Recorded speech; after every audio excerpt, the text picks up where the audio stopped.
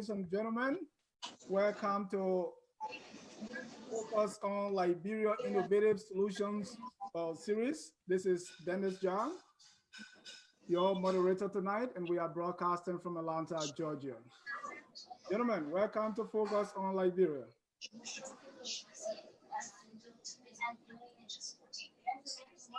Tonight, we're going to be discussing. Thank you for having us. Liberia. Thank you. There's a report that Liberia is the poorest, depending on the report you look at.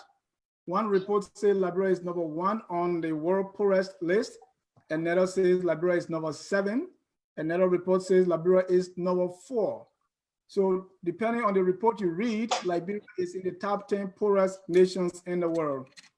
Tonight, I have invited some Liberian professionals that are very good in the area of finance, economics, accounting, and anything regarding money to discuss this and find a solution. Number 1, we have Mr. Alex Chuchu Jones. Mr. Jones, welcome to Focus on Liberia.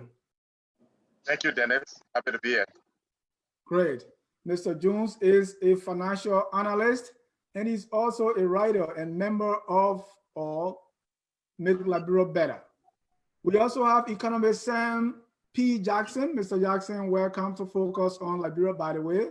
He's bestseller on Amazon.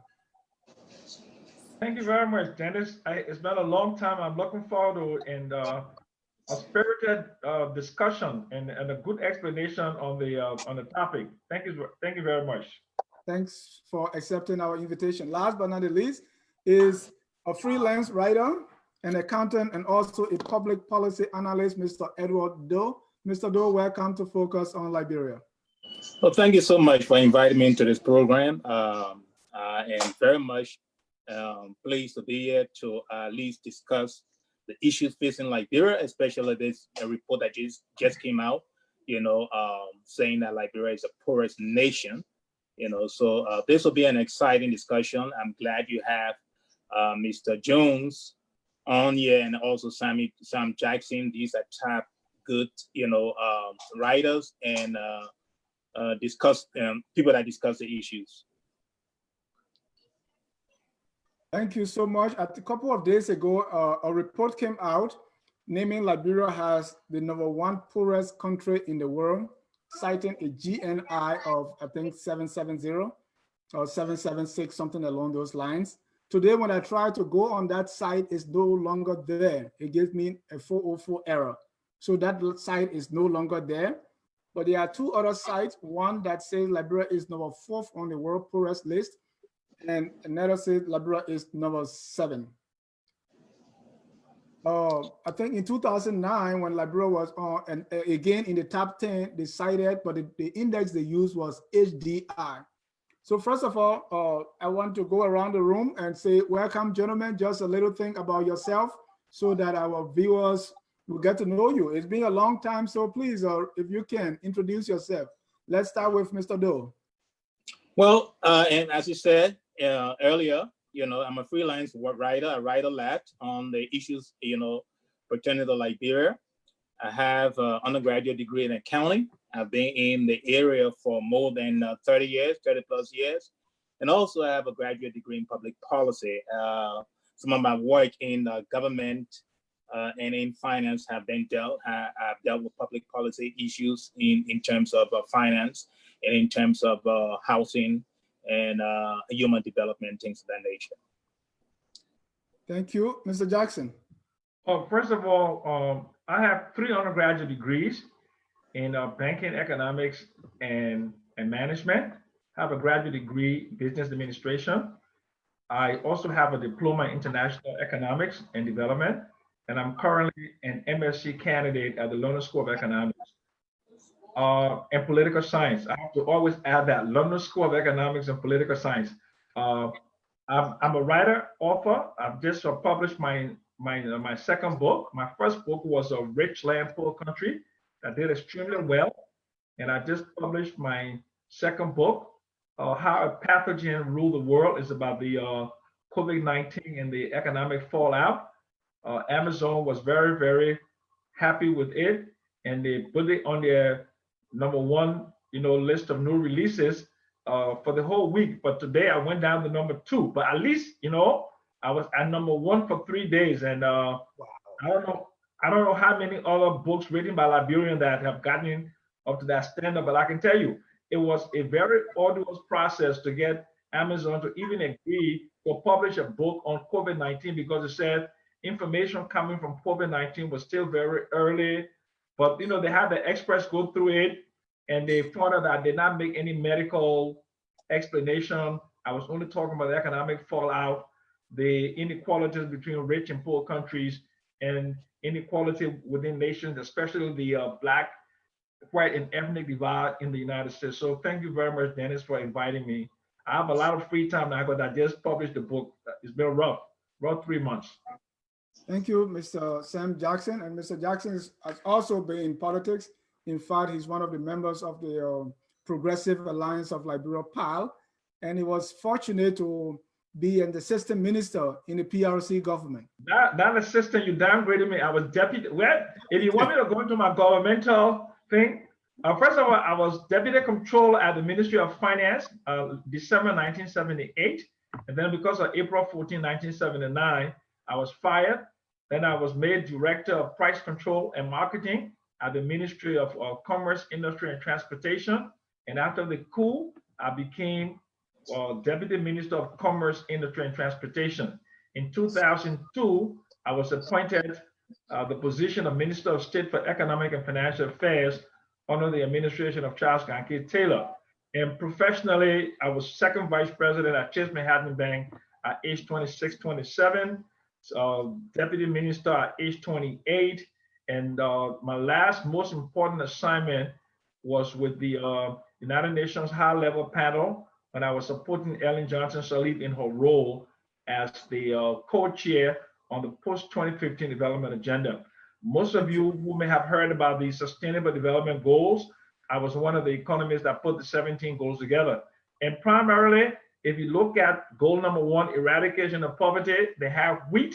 And I told them that most of the world, they eat rice, so use a rice bowl. So you want to clap for me for putting that global symbol on the map. Goal number 1. Thank you, Mr. Jackson.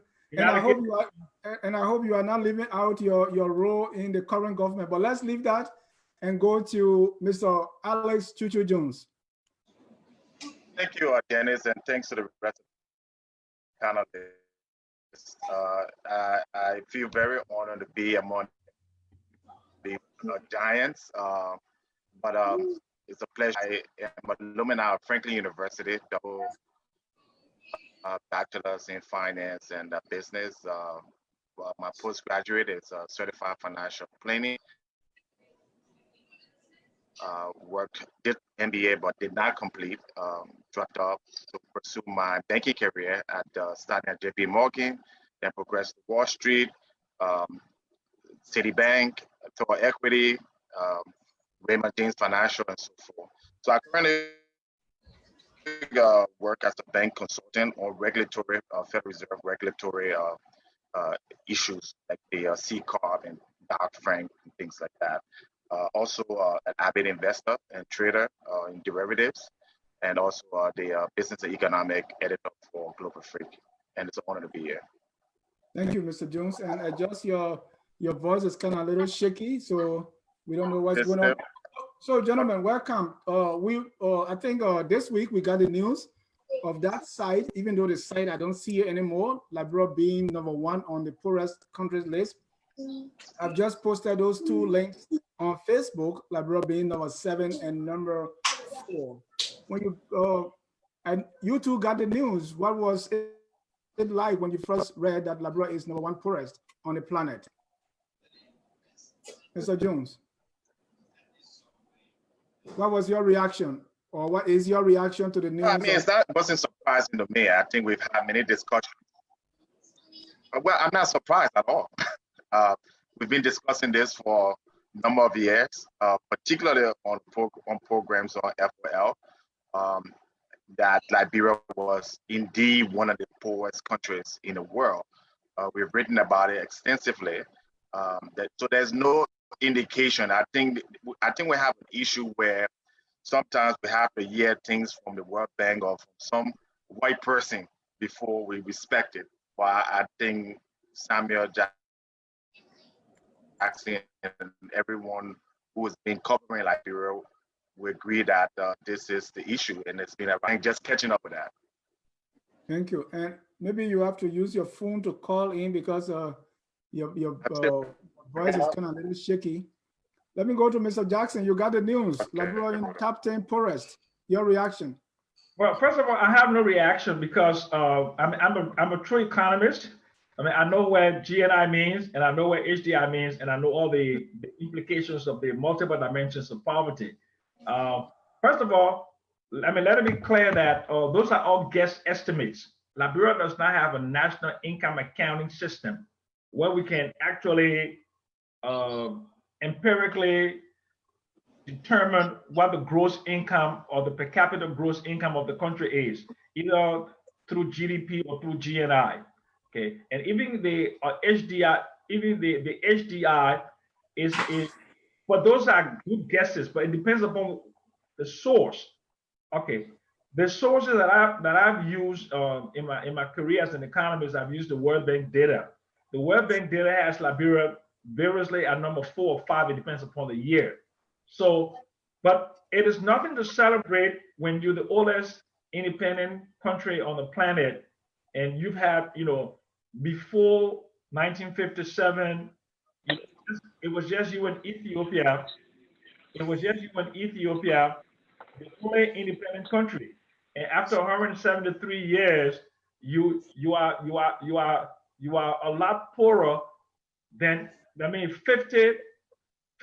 of the 54 countries in Africa. So I know the dimensions of that, and I think the most important thing of Dennis, we need for people to understand the difference between money metric, measuring income or measuring money to determine poverty, and also in terms of human development to determine livelihood, right? And that's what we're coming to.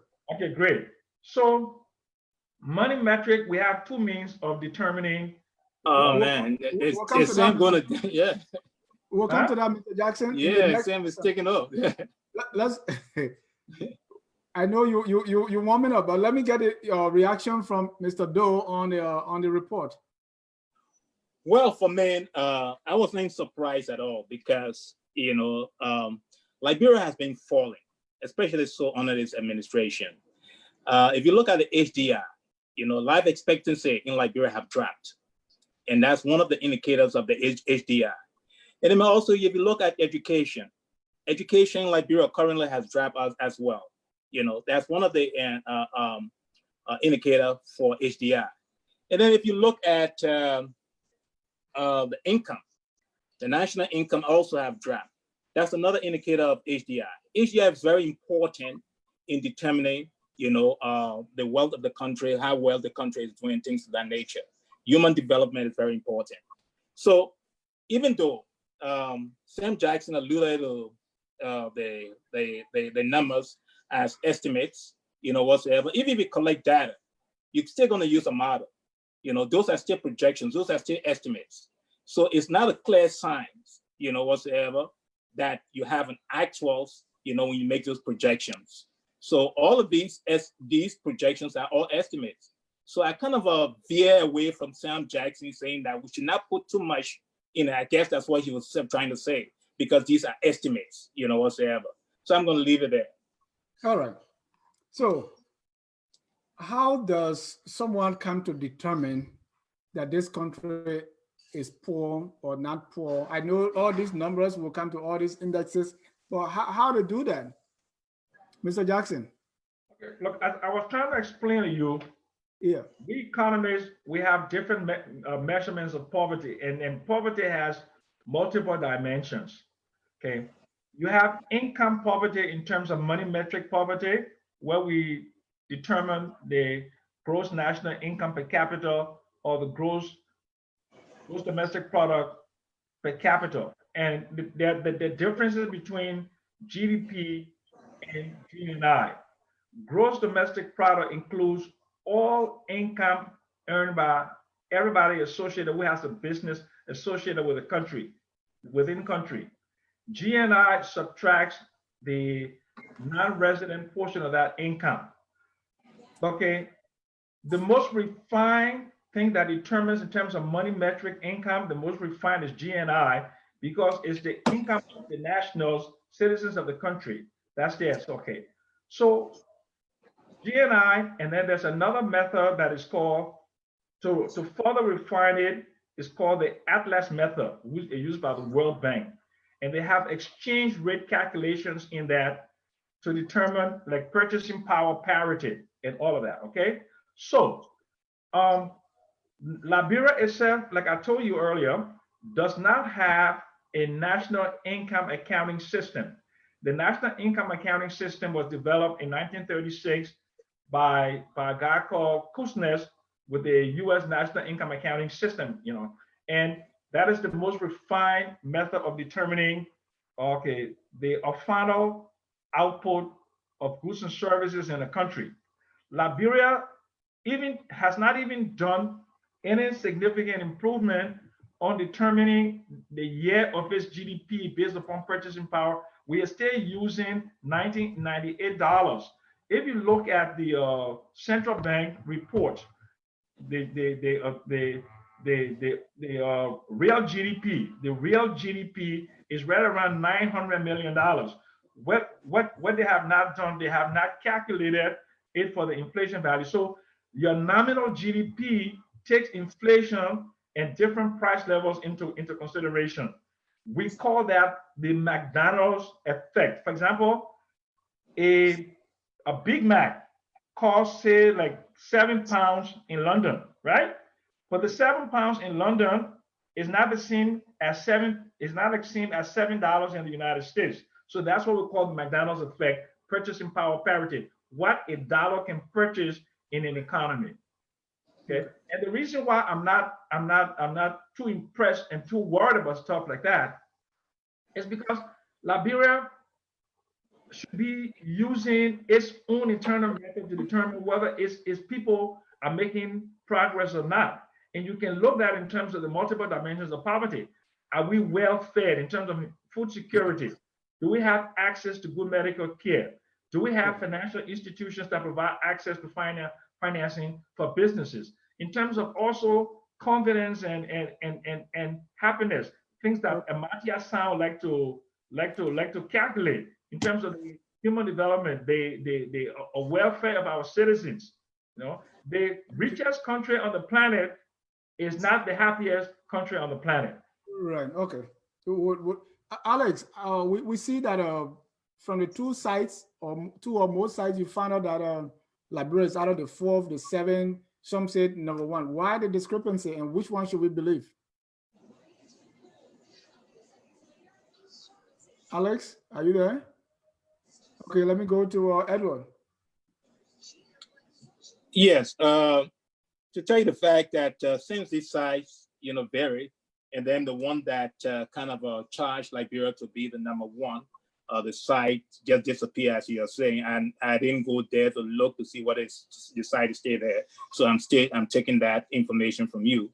So they use GNI, and I think GNI was like 776 or something like that in the 700.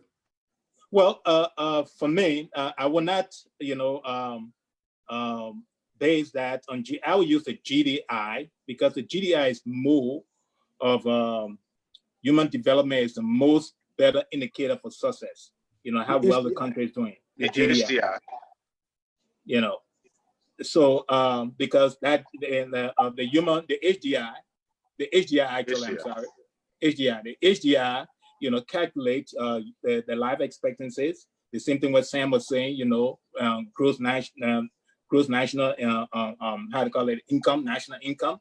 It also calculates the education level, whatsoever. So the HDI is a better tool and a better method that can gauge the poverty level in the country. So all these sites, these 3 sites, never really talk about the HDI as the gauge they use to come up with, the level of the biometric, whether Liberia is poor now, whether Liberia is the poorest country or not. So, but you know, it depends who's doing, as Sam was saying, it depends who's doing the data, who's collecting the data, what they want to calculate, what method they want to use, and things of that nature. If I was collecting the data, and if I was doing a calculation, I would rather use the HDI. Right. Mr. Jones, are you there? Yeah, all right. can you hear me now? What will make someone to use either GNI, HDI, and what's the other I that is there? Well, there's a lot of, like he rightly said, every economist or every institution will determine which model to use. You know, they're almost the same thing. They're slightly, like if you look at the GNI and you look at the GDP, they're similar. I mean, very, very, just a little bit of it, like Samuel Jackson was saying earlier. It depends on if you're using the price purchasing power parity or not. So the number would not be significantly different. It would be very similar. You have to do with the conversion rate. So for some countries, the conversion rate may be lower in terms of the exchange rate, whereas other countries of similar size, their exchange rate may be greater. So that's the difference. But again, biases, you know, you can always, in finance, you can always tweak a number to support your argument. So sometimes you'll find the IMF may want to, you know, be more liberal, more lenient, so they will use a less rigorous format rather than the HDI. Because I would agree with Mr. Doe. The HDI by far is the best model to evaluate a country economy. So if you use that, many of the countries that even are doing fine today, when you use that model, like even Ghana and Nigeria, they will fall at the bottom. So they don't use that. They use the capital, use the GNI. So it just depends. What does GNI mean? What everybody's getting paid in the country? What does it mean, GNI? Alex, go ahead. In short, it's just the income level. So how much income people are earning. So the GDP is the aggregate of all the services, goods and services calculated divided by the population. Whereas with the GNI is the income level of the resident within that country. I mean, essentially that's basically what it is. So you will use the income. I think it gives you a more realistic. It gives you a more realistic number, because you're looking at people's actual pay. Whereas if you use the GDP, for instance, let's say Unimake could be in Liberia and spending $300 million. That would be calculated in a GDP, right? It will tend to increase our GDP number, and our multiplier will be greater. So obviously we will look better. But if you use the GNI, which is their income, you find out that Liberians are making $50 a month. When you add all those people in there, it will offset the OME or the UNIME pay, and you have a lower number. So it's just income versus, you know, using goods and services to aggregate goods and services. So Mr. Jackson, what does a higher GNI tell when they higher the number or the lower the number? Which one is good? Well, look, let's be honest and let's be data driven, right? First of all, you have to look at the source. The source, okay, if you can't just go to any website and pick out what they say and use that for public debate. Okay. And so the website is not credible, number one. They are established what we call primary sources of information that we economists use. The World Bank is a source, but the national authorities themselves should be the one to publish data about the country. So if I mean, I'm as an economist, if I'm writing something about Liberia, I will go to the national authority. The national authority is the Central Bank of Liberia or the Ministry of Finance and Development Planning, right? Now, because there is no national income accounting, the central bank does it. They simulate what GDP is, real GDP, not nominal GDP. So it's a simulation to make a determination on the value of all final goods and services produced in the country. One of the problems they have, since they're not doing it in the most scientific way, is determining the output of the informal sector. 80.9% of the people in Liberia are within the informal sector. Determining the output of the informal sector is a problem for many countries.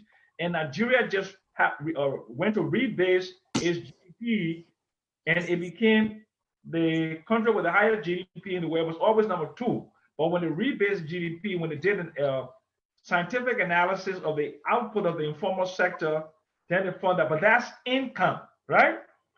You can have a lot of income. It depends upon who's making that income. You have to deal with income inequality. What proportion of the population is making most of the income? So what we do as economists, we have what we call we have five sectors. Okay, we do 20, 20, 20, 20. So that's 5. Okay, so you got the first. I'm thinking the name of it. Okay, but so how much percent of the population? 20% of the people making how much of that income? So, for example, if 20% of the people in the country making 90% of the income, then you have huge income inequality. What you want your national income to look like is to look like a bell-shaped curve, where you have, let's say, 10% of the people poor, 10% rich, and the rest of the people in the middle. So the way we make that determination in terms of how we measure that with something we call the Gini Coefficient. Okay, the Gini Coefficient, the closer you are to 1, you are more equal. The further you're away from 1, you are less equal. Liberia is just about as unequal in its income inequality like the United States. Unfortunately, I don't know whether that's fortunate because everybody is poor in Liberia. You don't have super wealthy people in Liberia. Yeah. You have most people, 84% of the population, extremely poor. So that's why our Gini coefficient is reasonable. But there's something we call the Palmer ratio. The Palmer ratio is how much percent of the people make most of the income. So if, for example, the ratio that it takes the top 20% to the bottom 40%, and that ratio determines the kind of inequality we have in Liberia. The Palmer ratio will be very bad for Liberia because most of the people in the bottom, they make no money, and the people at the top, at the very top, make most of the money. So then you also have the multiple dimensions of poverty, right? If you're looking at the HDI, in terms of like life expectancy, Liberia life expectancy is around 60 years old. Education, literacy rates, right? And then it also takes into consideration the per capita GDP. So, Mr. Jackson, let me interject. You're talking about the source, and you are quite right. But I still don't see where you stand. Are you saying the source of this information is not credible? You say we should go to the national numbers, right? Do we have anything at the national bank to go, or the central bank to go by? Absolutely. So what are you saying in essence? The central bank gives you your real GDP. So what is it? Based on the central bank numbers. 900 million. So if you divide 900 million, but we don't. But Mr. Jackson, can I interject a little bit? Let me finish. You said the 900 million is old data, it's old information from 1978. Okay, so why would we want to use that? Let him finish. Okay, let me finish. Okay, you can accept to say that the data is inadequate because the methods or whatever have you. But I'm saying to you, when you're writing a paper to be peer review, you have to use the national authority. The problem with Liberia is the national authority, which is the central bank, and it should be working with the Ministry of Finance Development Planning, they only use real GDP. In order to calculate per capita GDP, you have to go to what we call the nominal GDP. GDP that is not inflation adjusted, and that will give you a better idea. But if you want to divide 900 million by 4.5 million people, you will see that it will be completely distorted. So the nominal GDP of Liberia is about 3.2 billion. But that's an estimate. That's an estimate based upon purchasing power parity, and that is done by the World Bank and other international people. So they decide how poor we are or how rich we are because we don't have our own data sources to determine how poor or how rich we are. and whether we're even making progress. How do you benchmark progress, whether you're reducing poverty, what are the challenges and all of that? So it's a very serious problem. Understood. So, Mr. Jackson, I just want to, can I say something quickly? Yeah, go ahead. Go ahead, Mr. Jackson. I understand what you're saying. I agree with what you said. But if the Liberian government wanted to challenge these numbers, what would they use to challenge these numbers? Because first and foremost, you indicated, which I agree, the data we have is very old and not accurate. 900 million. And then also too, we are not putting up information, sustained and frequently to kind of, update the information that we have. The information is not updated. So then, how do we challenge this kind of numbers that is coming from different sources, whatsoever? So how does the government challenge that? The only way the government can challenge that, the government has legislation, and legislation we should improve the capacity of legislators to be able to collect data, because there are a lot of things that have not been done. For example, the National Population and Housing Census that should have been done in 2018. We should have a census every 10 years. We haven't done that. We haven't done the core welfare and indicator questionnaire since 2010.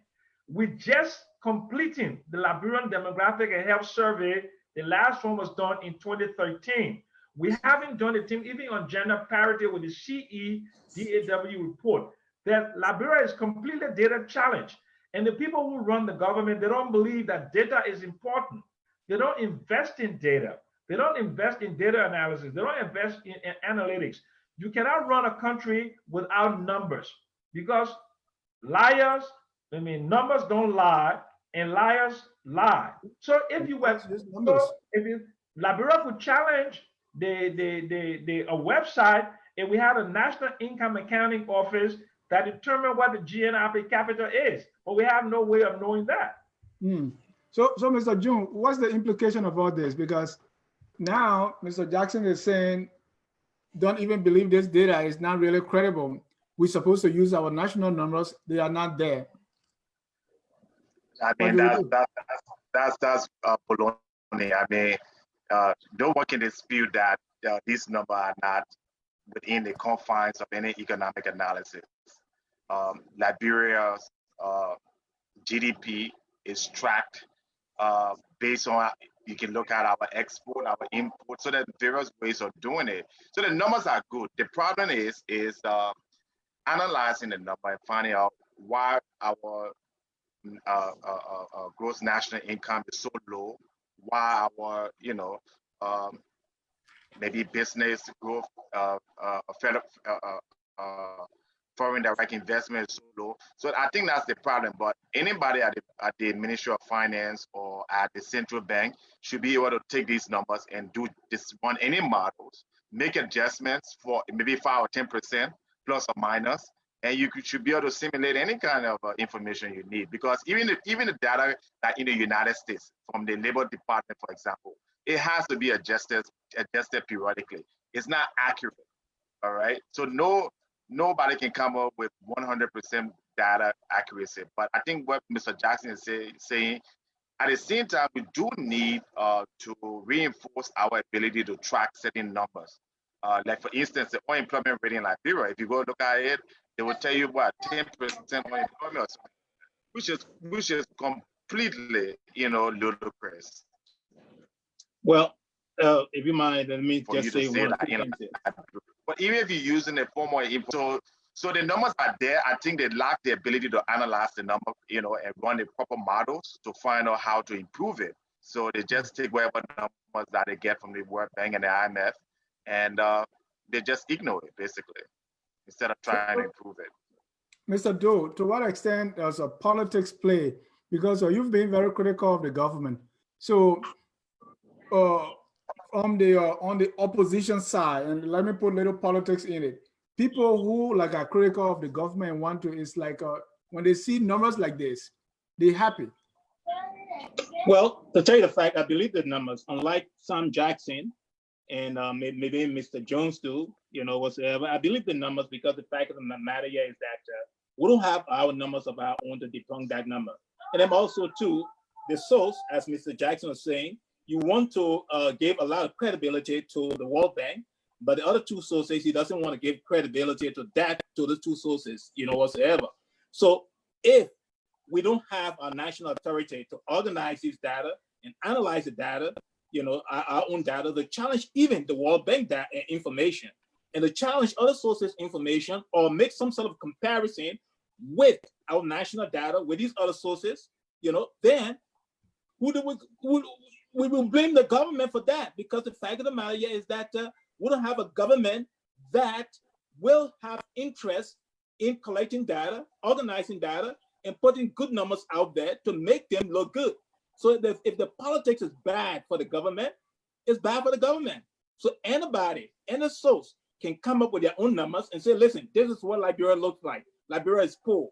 We got these numbers from so places, whatsoever. We're going to use that. We run a model, whatsoever. So I believe those numbers, and I think Liberia is the poorest country. Okay, go ahead, Sam. Okay, look, the last credible information we have in terms of what poverty was in Liberia was in 2016 with the Household Income and Expenditure Survey. That was a survey. That survey was not based upon income, it was based upon consumption, right? Okay, so it said that 50.9% of the population were living under $1 a day. Now, here are some problems with that particular assertion. Number one, no one uses $1 a day anywhere on the planet anymore. The international standard now is $1.90 a day. The UN HDR uses $1.25 a day. There's no way that anybody in Liberia can live on $1 a day. It's just not possible, right? But we using that because we are lazy to do our own analytic, to determine our own indicator. We have what we call the Sustainable Development Goals, which I have the privilege of working to produce for the world. The 17 Sustainable Development Goals, right? To eradicate poverty by 2030, talking about education, talking about health, and all of that. And with those Sustainable Development Goals, they are indicators. Indicators, you have to integrate your Sustainable Development Goals into your national development agenda. You cannot run a country without having a target, okay? For example, you want to create how many jobs this year? What would be the resources in terms of domestic capital formation or foreign direct investment? And what would be the jobs to income ratio that you're going to be creating? So you run your own home with data. You run your company with data. You run a health institution with data. There's nowhere in the world that you can be successful without running it by the numbers. One of the reasons why we're poor, we don't have the institutional capacity to collect the data, to analyze and interpret the data, and to create public policy based upon the data that we have interpreted and analyzed. That is our problem. All the big money we have, we don't have a credible source. We don't have a credible source of analyzing and interpreting data for the development of our country, and that's a rotten shame. I think it's more of a shame not to have that than to be called the poorest country in the world. Okay, so what do we do? Just Mr. Jackson mentioned about 17 goals and targets, and this is the problem for our government, the current government right now, because now we have a source, an outside source that is telling us or telling the government, listen, your people are poor. If they don't have any targets, they cannot come up with policies, on national policies and things of that nature. There is no goals, on these, how to call it, there's no goals, economic goals, nothing of that nature. So if you can say that, these, I mean, why would a government have no goals? I mean, how do they operate? They have no goals. They have no goals. Dennis, I can prove that. Or we'll come to you to prove that, but I don't believe that. I worked with them for 5 months. I was in Liberia for 5 months last year. But Dennis, Economic dialogue. But one thing you mentioned that I never understood is this less than $1 a day. I was born in a place where we never use money. Everything we ate and did, we came from the bush. So I don't have to, when I'm in Dodoke, I don't have to spend any money. Exactly. So but that's the reason why, okay, and that's a very good point. That's the most intelligent point been made all night. So for people in poor countries, we don't use money metric. We use consumption. You understand? That's why they say people that live on $1 a day. And not say the man earns $1 a day, the man to live on $1 a day. So it's the value of what he consumes. So we use the consumption metric and not the money metric. You understand?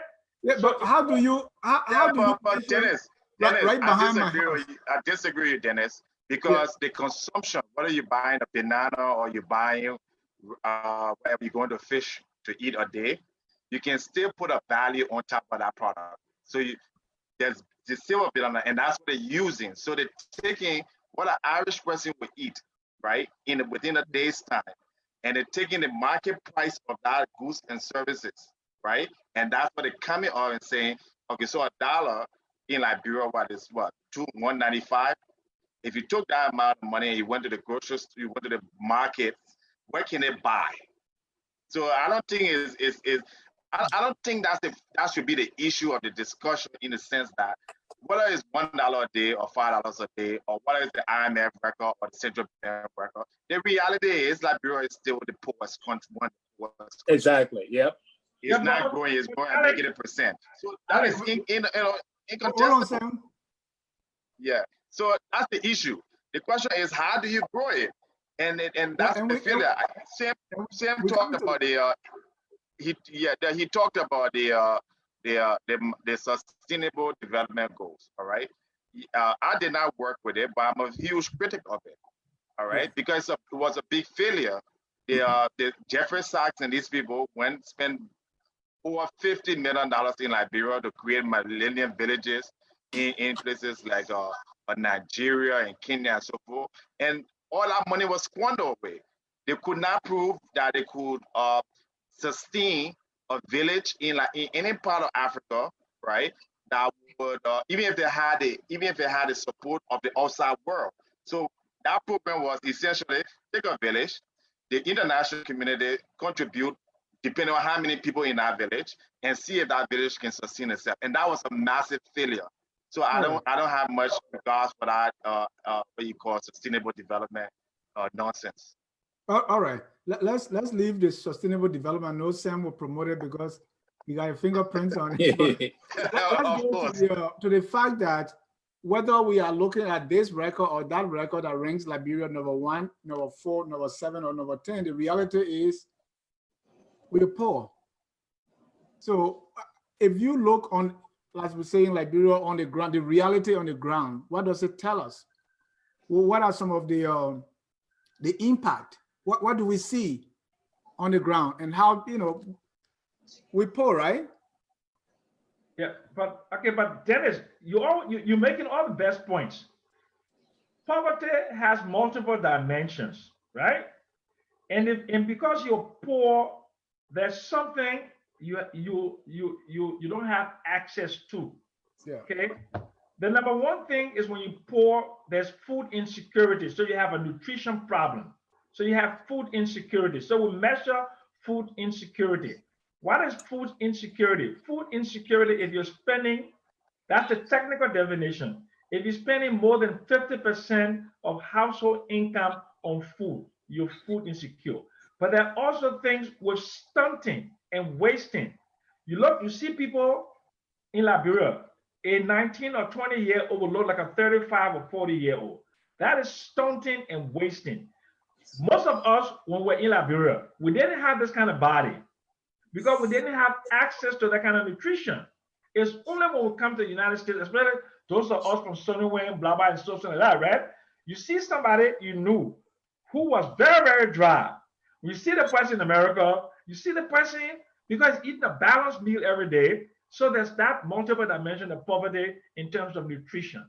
The other dimension of poverty is education in terms of the literacy rate. Then the other dimension of poverty is in terms of the maternal mortality, the percentage of women who die on childbirth. Liberia has the highest in the world. 1,072 out of 100,000 women die during childbirth. Liberia also has a high infant mortality rate. Then we have issues of high school completion and literacy and people in tertiary education. Those are all the multiple dimensions. So poverty is not an abstract, thing.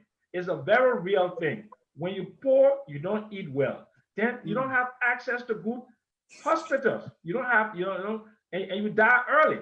Life expectancy for Liberia is 63. I'm 68. I've already passed your life expectancy by 5 years. Because you're not in Liberia. 22% of Liberians in Liberia are over the age of 60. The average age, the median age in Liberia is 18.9 years. 18.9 years. Only 2% of the population, according to the last census, the National Population Housing Census, over the age of 60. 70% of the population under the age of 35. So those are all implications of poverty in all of its dimensions. Mr. Doe, you have anything? Let's I'll be right back. Give me 3 minutes. My wife just called me. I'm sorry. She has an emergency. I'm going upstairs. Let me go to Mr. Doe. Let's talk about the implications, and Mr. Jones also the implications. What's happening actually in Liberia? Forget what is on these websites. Well, first and foremost, this website did not, measure our poverty using the HDI. What Sam just spoke about is a good indicator of the HDI, human development, whatsoever. Right. And human development, pertains to education, it pertains to life expectancy, it pertains to food security, it pertains to almost everything that Sam mentioned. So if you have a country that we're not investing in human development, definitely we're going to be poor, and we don't have no target, that we can cater to. Let's say, we're going to spend money or try to develop our food scarcity, make sure that we are secure with food, or we're going to spend money to make sure we have good hospitals, develop our healthcare system to keep people alive, prolong people's life, then we definitely are poor. We are a poor nation.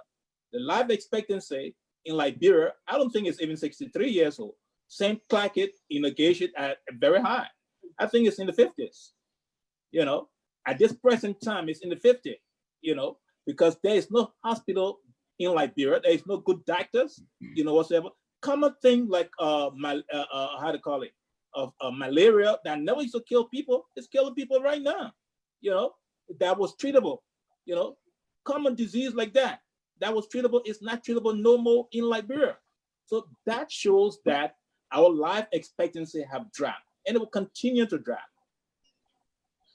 Mr. Jones, implication of poverty. The implications. The implications. Okay, so when you see, so every social problem in Liberia, from rape to molestation, everything that you see in Liberia is almost a direct correlation between the living standard, right, and the people.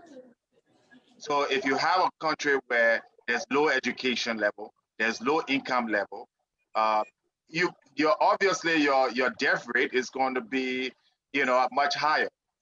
Your democracy is going to be broken. There are going to be people burning things whenever they get the opportunity. All right. So our society, and I think where it misses me is we talk very little of economy in Liberia, and we talk more of politics. We talk more of social, in everything else, even football in Liberia, sports. We tend to give it a higher priority than actually talking about creating jobs. If a family of a young person, and not just because of the lack of ability to the lack of the government and the politicians, right? The political parties, all right, to highlight the importance of it. So they're incapable of coming out and letting people understand that with all good economy, everything is going to fail. But they don't term it that way. When they come out and say, you know, elect Dennis John and everything will be all right. So that's the problem. It's disingenuous when I hear people talking about this other person is the reason why we're suffering, or that other person is the reason why we're suffering, or why we'll do well. It's nonsense, because Donna Elling, the HCR score in Liberia is the same, virtually the same as it is today. So what's the difference? What are you bring in Professor Who? You know, you bring Bill Clinton, you bring in Barack Obama. The only thing that's going to change it, right, is adjusting those three things: education, the economy, all right, and health. Those are the only three things that can improve everything else.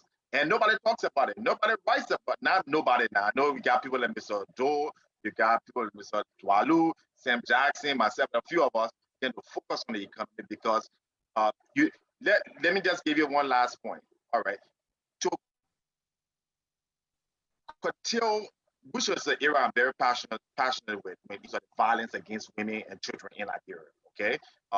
The only way you can really mitigate that problem completely, unless you have investment where people who are threatened, people who are violated, you can take them out of a home, bring them into a shelter where they can have school, they can have security, and they can have the provision.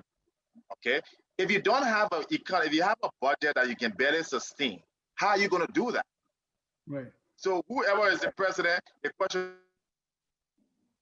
is, do you have $10 million in the budget to put in the different counties, shelters that want to feed, clothe victims of rape and a victim, to prosecute people? You do need money to prosecute people, to put people in jail. You need money to maintain the jails. So that's the disconnect. Lack of economic common sense and knowledge, and too much of just politics. Okay. Now we've talked about, and Mr. Doe, you can unmute yourself. Now we're talking about the Victims of rape and why all this implication and what its impact has been. Yeah, let's talk a little bit about the impact with everything that we've seen. What has the impact been on the country Liberia, the people? The impact of poverty. Well, the people are living destitute. The people are, very much unhealthy. The people are very frail. The people have no hope. The people do not really engage in politics anymore. They have lost trust in their leaders. The bottom line here is that the people are very much destitute, and we see destitute in people's faces. Whatsoever in Liberians, you go to Liberia, or you see the writings on Facebook, how they engage you on Facebook and all that stuff. You see them asking you for money. You see the prostitution level in Liberia have increased in greatly. You see young girls, sending nude pictures on Facebook. Those are all signs or symptoms of poverty, and you see also young girls being raped, not from the sense of they're not consenting, but they consented because the fact of the matter is some of these young girls, they are going with big older men, where older men that are married, but they're sleeping with young girls, whatsoever, because of money and things of that nature. So those are signs, all the levels of prostitution there, whatsoever. Our society has been very, very much, destroyed in a sense. Our society has come to a point whereby, the young people cannot be leaders tomorrow. We're not grooming young people to be leaders tomorrow. We're not educating them, whatsoever. And these are all signs of poverty. So these are the impacts of poverty. And if we don't do anything about it today, whatsoever, we have a country whereby the poverty, the education level would be, the electoral level would be 100%, because these people are coming, these young people are coming after us, like you and I, whatsoever. They are not being educated. Look how some of them write on Facebook. They're writing.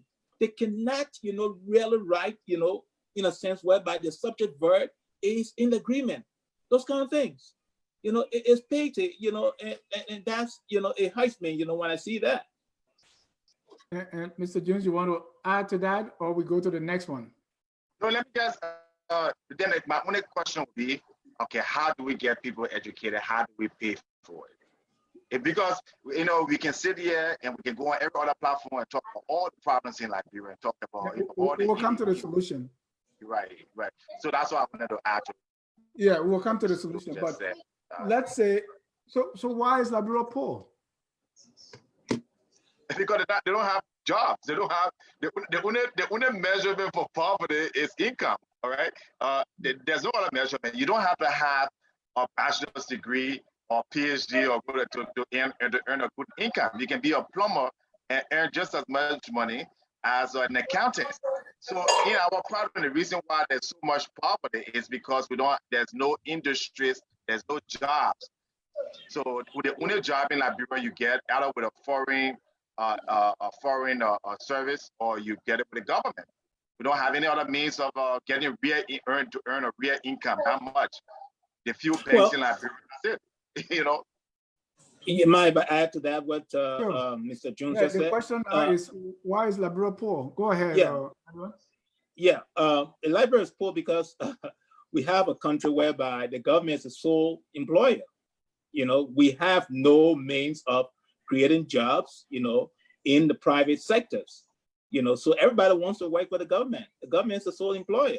And then also to have a country whereby the government does not invest in human development, whatsoever. We have the University of Liberia there. A lot of, young Liberians are graduating from the university, but where do they go to find jobs? They want to be hired in government.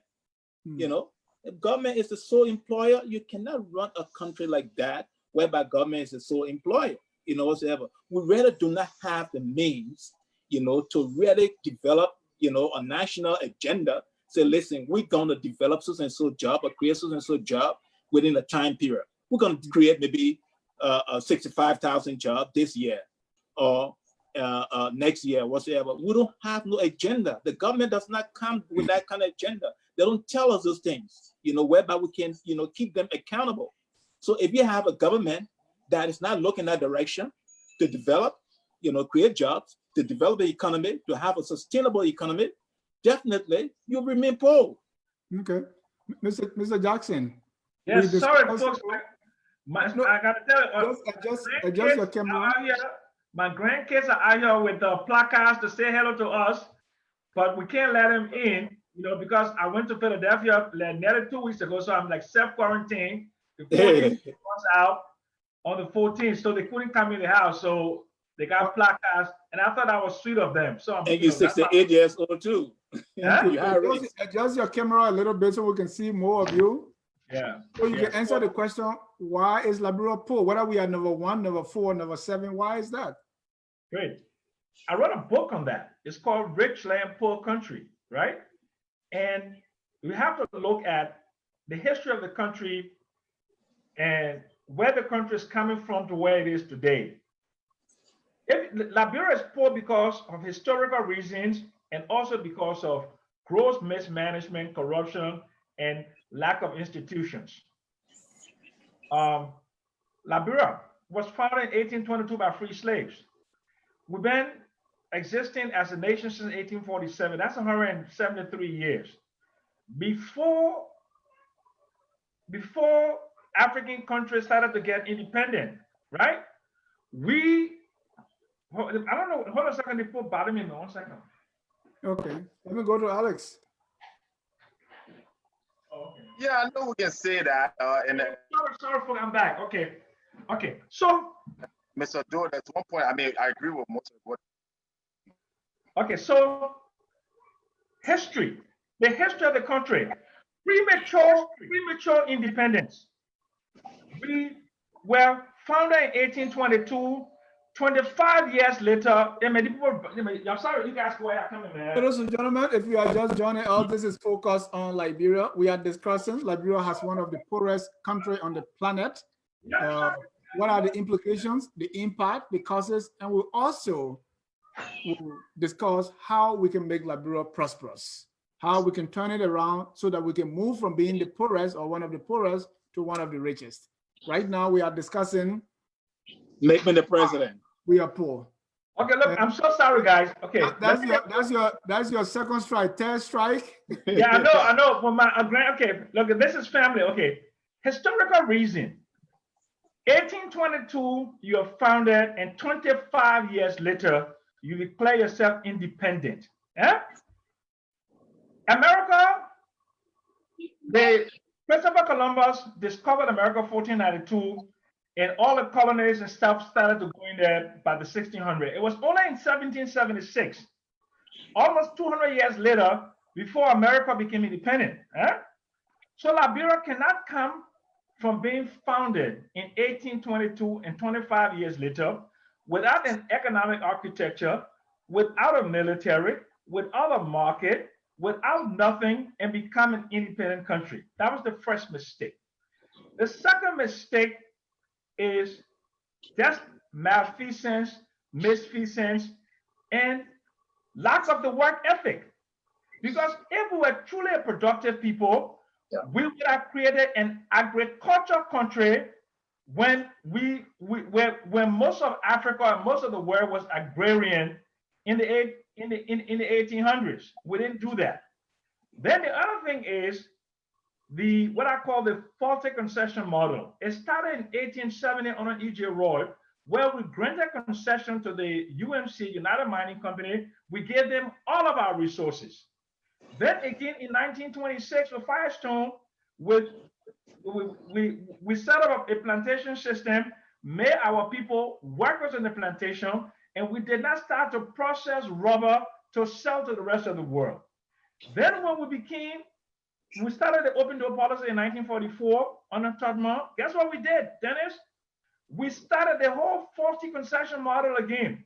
We granted concessions to the Liberia Mining Company, to Bong Mining Company, to the Lamco, and what they did, hundreds of millions of dollars of iron ore were taken from the country.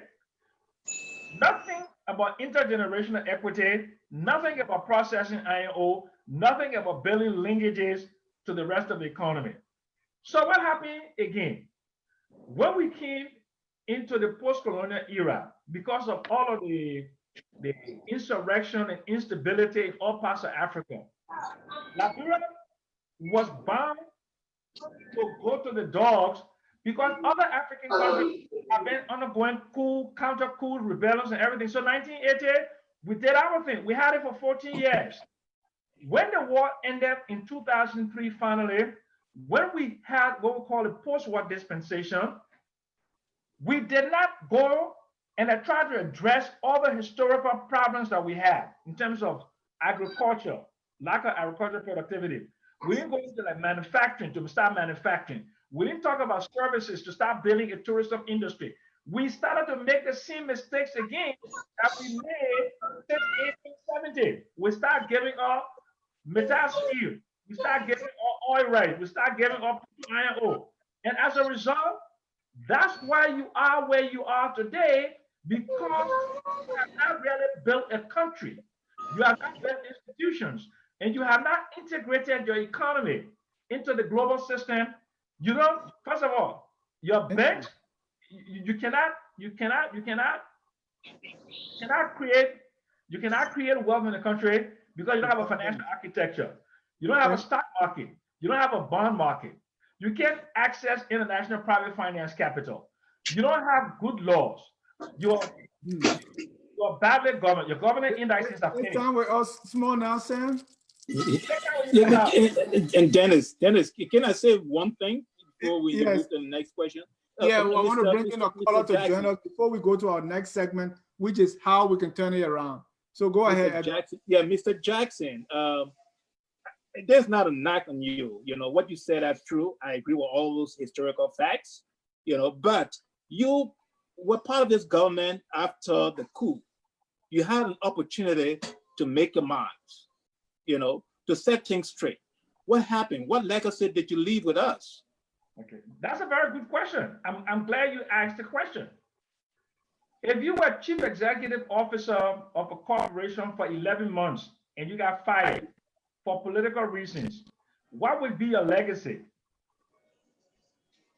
But you went to a different position. You got fired. You went to a different position, as you stated. No, that's not true. I left Liberia and came back to the United States.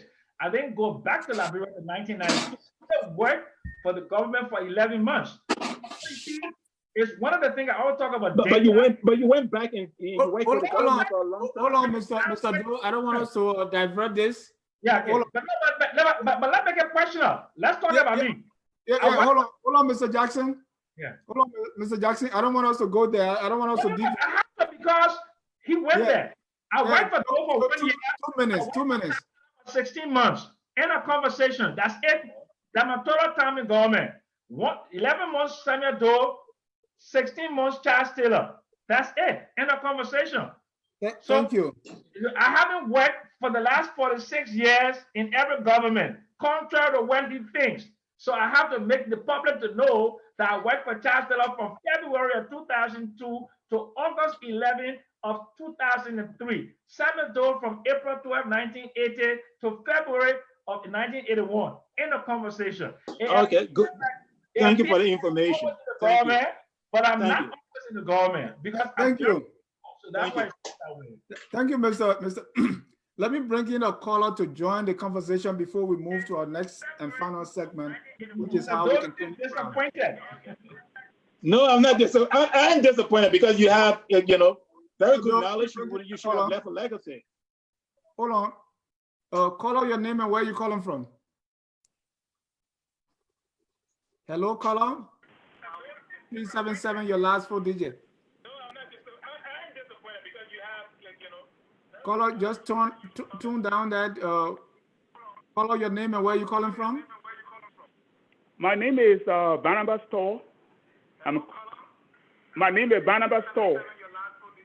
Welcome to Focus on Liberia. Your question or comment, and please lower your gadget so we can hear you. My name is Barnabas Toll, and I'm calling from Canada. Go ahead. Mr. Toll, please lower the Facebook that you're listening to. Lower the volume. So okay. I wanted to. I was interested in the topics that you guys are discussing. It's really.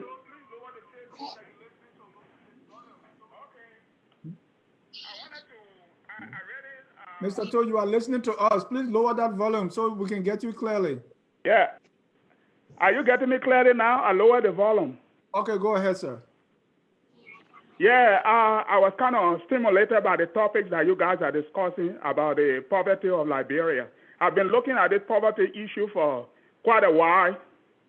I'm a statistician and an economist by training, but I always yearn to go back home and contribute my quota. What I see mostly is I'm concentrated in the area of resource and environmental economics. That's what I really focus on. But I think our problem is the mismanagement of our resources. And one of the things is we don't have good strategies to add value to our primary products that will help us to create more jobs. That one disadvantage that Liberia has, this is why we are poor. The other disadvantage is that we have constraints in terms of infrastructures. Our roads are not good, so we can bring most of our agricultural product to the market. And we are not encouraging agric. Agric have about 6 intersectoral linkages. When we engage in massive agriculture, we can be able to create other jobs from the primary product that when we add values and we create more opportunities for people to get employed. That is why we are poor. If we don't provide for our people in terms of employment, the economy will always remain down. And one of the ways we can provide employment is capital investment. And how do we invest in capital is to encourage saving. So if we don't have jobs, we can't be able to save, and we'll not be able to invest in capital. Then we cannot transfer technology. Technology is another aspect. Then education, as you were saying, is one aspect of underdevelopment. And we have a vast population that was affected by the war. And most of our young people are not interested in education as we used to when we were growing up. We were competing in schools and we were doing well. But our current young people, they don't have the capacity. Right. So that's one reason why we continue to lag behind. And obviously, the 14 years of civil war was one of the other reasons that destroyed infrastructure and interrupted economic development.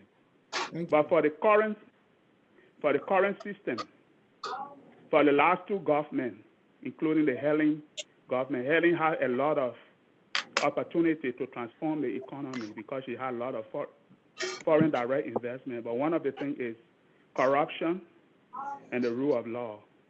No property rights, so it's hard to carry your investment there, not knowing that your investment will be safe. There's no property right protection.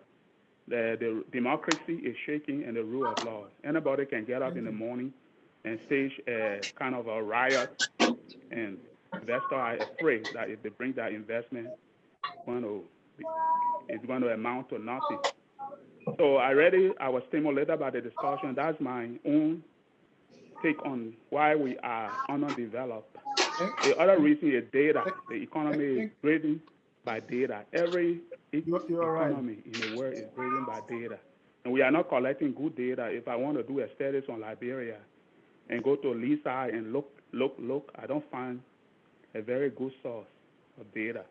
So it's hampering our development as well. So we need to bring in professionals that are not impeded by some kind of a politics, or we don't want to include politics when we're doing recruitment in professional jobs.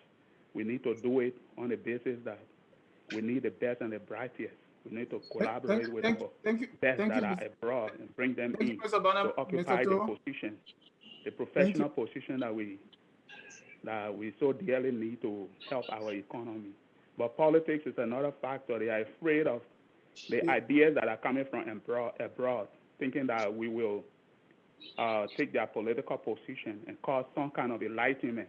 So they have all kinds of law to impede the people coming from outside. That's one of the reasons why we still continue to struggle with poverty and underdevelopment. Thank you, Mr. To. I could go into so many reasons why, but this is my take on the whole discussion. Thank you so much. Thank you. You're welcome. Before I bring in my panelists to weigh in, let me allow Mr. Josh Toto. Mr. Toto, you are live. Yeah, thank you, Dennis. And let me say thanks also to the panelists. Yeah, doing extremely well. I like the discussion. You know, these are the type of discussion we're supposed to be having, on a regular basis to see how best we can strengthen the economy of Liberia. As the other, as Mr. Johnson was saying, in terms of the number, the thing that making it difficult for us, we don't know where to go and argue and find a number to debunk some of those data and some of the information they put on Liberia. Liberia is a tear. I don't know. There was a video that was circulating some time ago. They were comparing Monrovia to be one of the 25 best cities in Africa. And I said to myself, I don't know what type of yards it is used to put Monrovia in the category of Lagos and Cairo and other cities. So people making this determination for us. We don't know where to go and find a number of our own country to be able to debunk some of those impact. These are some of the things that are hammering the development also too.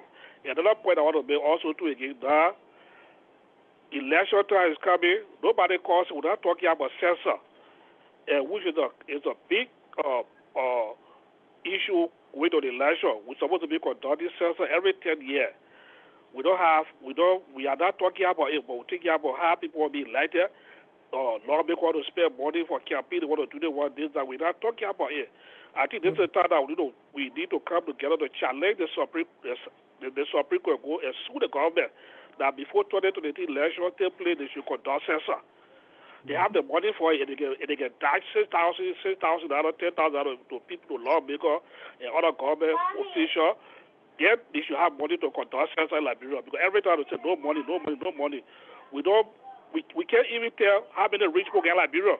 We don't know the poor people in Liberia. No census, nothing have been conducted.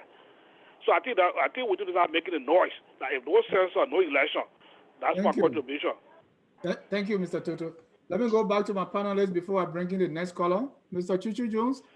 First, Mr. To had a bucket list of issues and recommendations. Now, Mr. Toto, your reaction. Mr. Panel, right? I disagree with all of his I'm saying like this area, and we can go through that. As far as Mr. Toto, I do agree with him in the sense of the election impact. Our vision and our government should, there should be rule of law. If you say you need to conduct census before election, you should conduct census before election. Okay, Mr. Jackson, your reaction. You shouldn't cut on us. Oh, okay. So I really appreciate it. But the system that we have an elitism system, right? Instead of egalitarian system. And what does that mean? I don't like to use big words. All egalitarianism means is that the definition is a set of beliefs that generally promotes equality for all men, gender, religious. In Liberia, we don't have that. Mr. Jones, your audio is not clear. It's breaking up. It's becoming choppy. Is this choppy? Hello? Yeah, go ahead. Sorry, okay. Yeah, I think having a egalitarianism form of system of government like Liberia would serve us better than, where we look at people based on how high you are, your education or your status. I read for the first time yesterday the TRC report. Okay, it's a very fine document. I think we talked about it briefly. It's a recommendation. I think that needs to be revised. But overall, the document gives account of Liberia from 1922 or 1847, wherever the case may be. And one thing I saw in the document was this same elitism over and over again, whether it was the top administration or the top administration where people in law or in position. The man was in going all the way to the Salif administration in the power. So before we even talk about economics, Mr. Jones, see if you can call the numbers and use the phone. Even economic solution. Mr. Jones, your audio is breaking up. See if you can use the phone number to call first. Let's fix. Mr. Jones? Okay. All right. Yeah. I'll call it. I'll call in because what you are saying is so valuable, we don't want to miss it. Or somebody say you should upgrade to 2G. Yeah, let me take my next caller and then I come back to you. Mr. Kesali Double, you are live.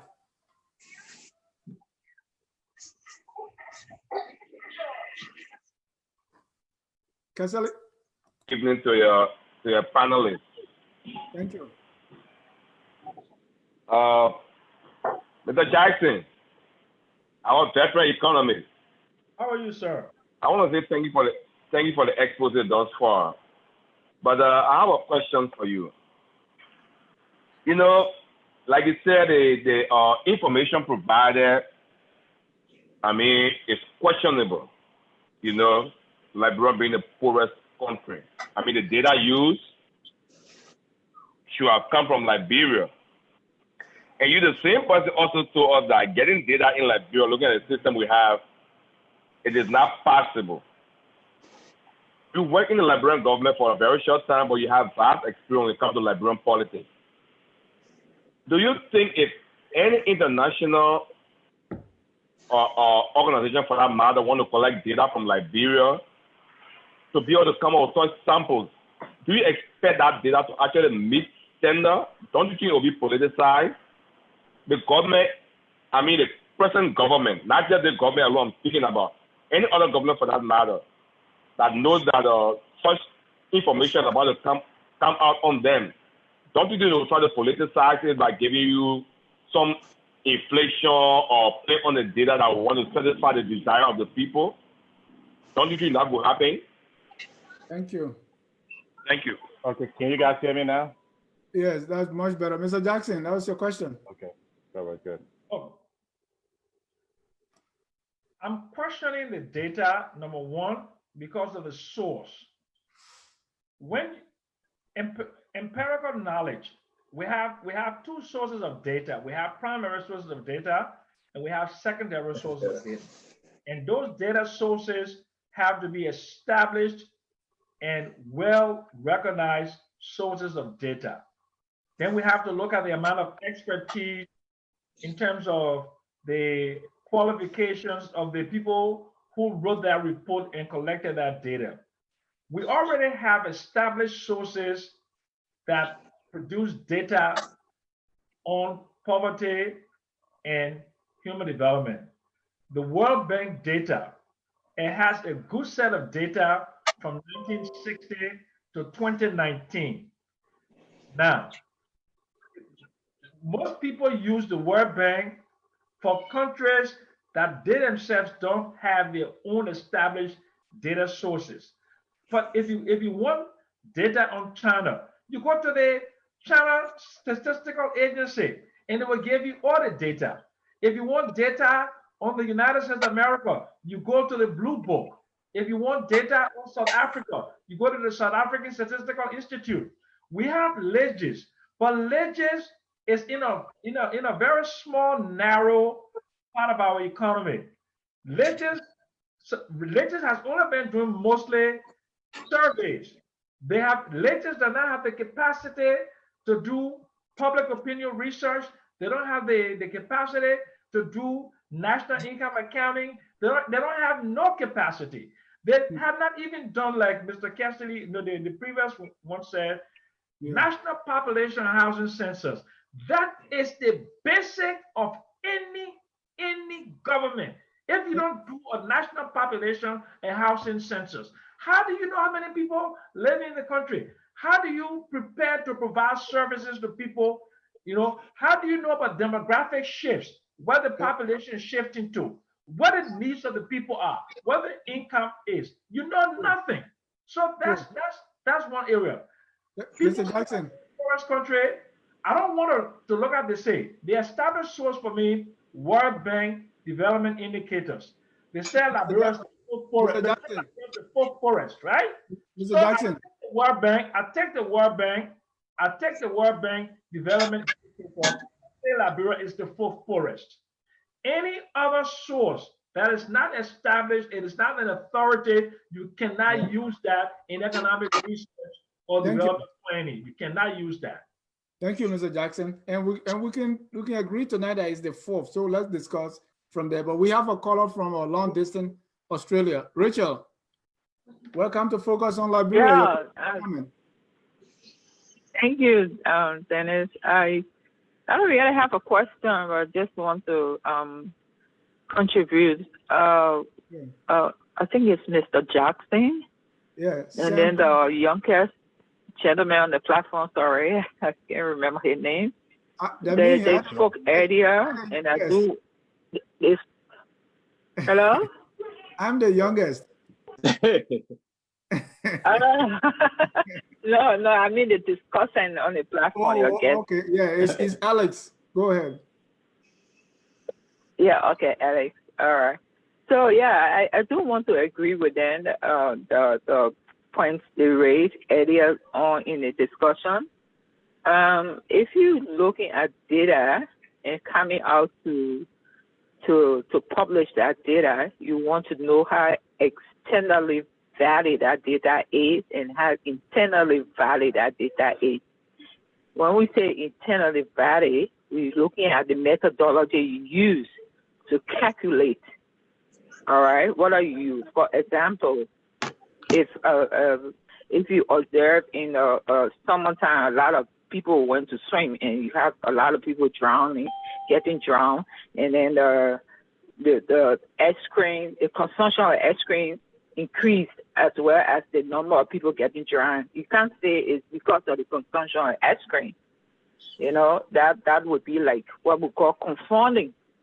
So again, you want to look at the source from which that data coming from and what methodology they use to calculate a particular index, the poverty index, to project it. You want to know what they use to project it. Those if they use like simulation and they didn't control for certain variables, that could confound their findings, which make it internally invalid. All right, and then we look at external validity. You want to look at, for example, the calculation of female in population across West Africa. We notice that female are a higher proportion as compared to male. But if you come up with a research report like the population census and you say we got more male than female, that is people that raises eyebrow because it's not externally valid. It doesn't match standard occurrences, demographic occurrences. All right.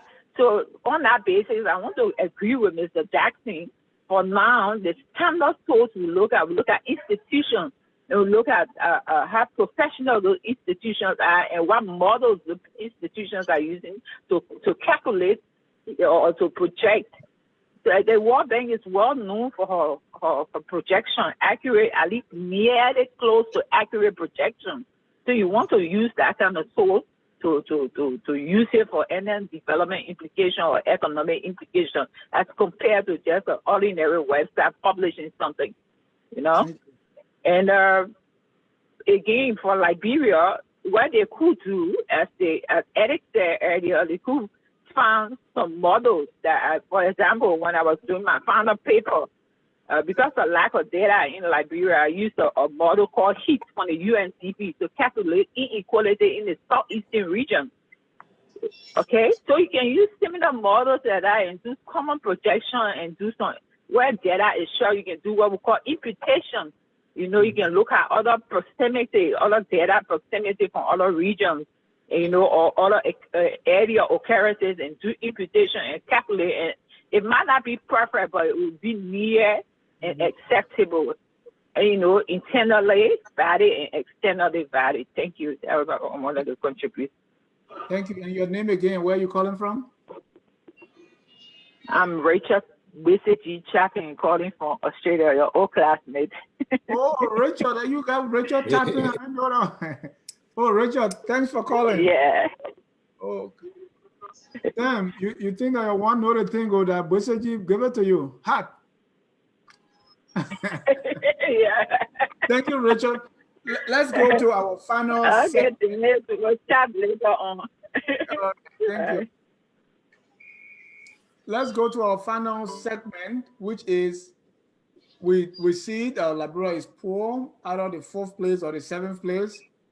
We talk about the causes, the implications. Now, what can we do to make Liberia prosperous? We want to turn it around. That's the solution we want to present tonight. And let's talk about that. Then I'll bring in our next caller. Let me start with Mr. Eduardo. How do we turn this around, man? We're poor and we give the reason for the poverty. How do we turn things around? Well, first and foremost, let me just before I answer the question, let me just sidetrack a little bit. I want to come back to the credibility of data, you know, whatsoever, briefly. Mr. Jackson have been promoting the World Bank, you know, is a credible source. Yes, the World Bank is a credible source. But I can't just put all my eggs in the World Bank because some of the information or some of the projections that the World Bank do can be politically driven. We have seen that in the past. whatsoever. So where do you put your eggs? Well, I'll put my egg in all sources too, Okay. whatsoever. I will look at how they got the data, whatsoever, what method they use, whatsoever. Then, I can make that source credible whatsoever. We can't just say the World Bank is the only source. Then, we giving ourselves room for the World Bank to be more political, whatsoever. To be politically driven, they can come up with anything and just place on Liberia and say, hey, then we just buy into that. So I want to have another source that would counter that, what the World Bank is saying. So now to answer your question. Yeah. To answer your question, well, I will start first and foremost with our government in terms of tackling poverty. The government has to work for the people. We have a government, we have a political system whereby it's for the people, by the people, and of the people. Our government for the past 100 plus years have not worked for the people. If we look at our national budget does not, conform to the needs of the people. You see, our national budget is not prepared, in terms of a social program and things of that nature for the people. So if our national budget is not embedded or doesn't have social programs that will bring in about human development, creating jobs, education, and other healthcare, then we're gonna continuously remain in poverty. Our national budget does not, gear towards those. There's no projects, no national projects in our budget. We just create a budget. We give it that, education. This is what you have, $6 million whatsoever. But what's the project that go with that? If there's any project, we're not telling the people. So those kind of things, we have to be more crafty into prepare our national budget. It must reflect the aspirations of the people. And we don't find that with our budget. And the budget is the one that would drive us to eradicate poverty. With policy, to good budget policy, would drive us to eradicate poverty or minimize poverty. Thank you. Mr. Jones, how do we make Liberia prosperous? Yeah, first, you go to the movement to make Liberia better, and you read the documents out there. But on a serious note, I was mentioning that the TRC report, it's a very comprehensive report, and my colleagues, when the urging of them, asked me to take a look at it, and I did, and I read the whole 400 something pages yesterday. It's a good document. It gives the context of where Liberia is and what are some of the problems and how, it chronologically goes step by step, the economy and so forth, so forth. And the one thing I found in the document is we have an elitist society. That's the problem in Liberia. And you can't fix any economic situation in Liberia if you don't change a broken system.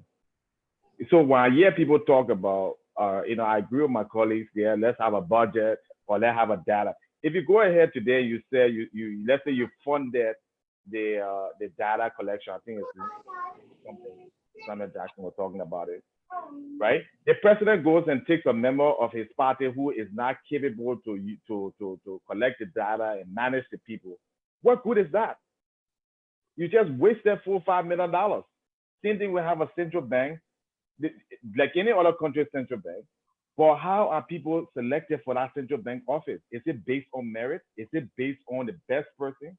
No, I will argue. Whether it was on an Ellen time, Talbot time, Todburn time, Doe time, it's always based on your relationship or your connection to the government. So there can be no recommendation economically made in Liberia that will prosper it if we do not change your egalitarian society where there's equality, where the people can are based and put in places based on merit and based on competency. Most of the people in government today, especially in the economic and financial area, are grossly incompetent. Most of the people cannot manage a McDonald's in any country, not even in America, in Africa. All right. And so that's why we have a system today in Liberia where a foreign national can come into the country and leave with tens of millions of dollars, whether it's banking, finance, insurance, mining. And we're crying that we're poor. Why are we poor? Our system produces the worst people to lead the country. And then we always just want to patch it. It's like you have a ceiling with your roof is leaking and you painting the walls and changing the carpets and doing all this stuff. So let's go to the TRC report. I think the recommendations that they made is a good place to start. I don't agree with all the report. One thing I don't agree with, the one for prices of goods and services in every part of Liberia to be the same. You can't do that in a free market. So things like that. But they talk about things where transactions should be through the central bank. They don't say how the central bank will be structured. We have more ideas on it. But in a gist, we need to change the whole structure. We can't, this system cannot work. It will not work. And the only way you change that system, unless we have the political will from the opposition, which I see is very benign and very incompetent. All the political parties are incompetent. They don't even have a strategic economic plan to advocate for.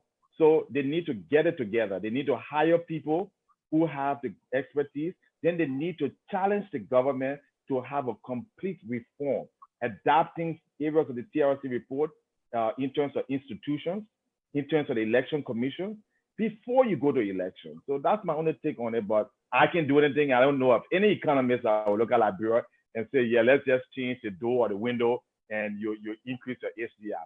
Other countries have done this. Botswana, that has an HDI, one of the highest in Africa. They just got independence in '65. All right. Seychelles, that's an island, no resources, one of the highest living standards. All right. So why do we think in Liberia? The reason is we don't want to do the work and we don't want to reform. We want to keep the big people like Sam Jackson in power. And then, and Sam, I don't mean to pick on you, I'm just joking. But we want to keep the big people in power, even if they're competent, they qualify, didn't qualify, they were for party. And the same political party nonsense we're seeing now. They haven't even come up with anything. They're already talking about who they're going to select. So that's the problem in Liberia. Fix the system. Make it egalitarian. That's what we need. Mr. Jackson, before I come to you, let me take a caller for 1 minute. Caller, your name and where you calling from? My name is Eugene Misan. I'm calling from Charlotte, North Carolina. Eugene, you are live. Your question or comment?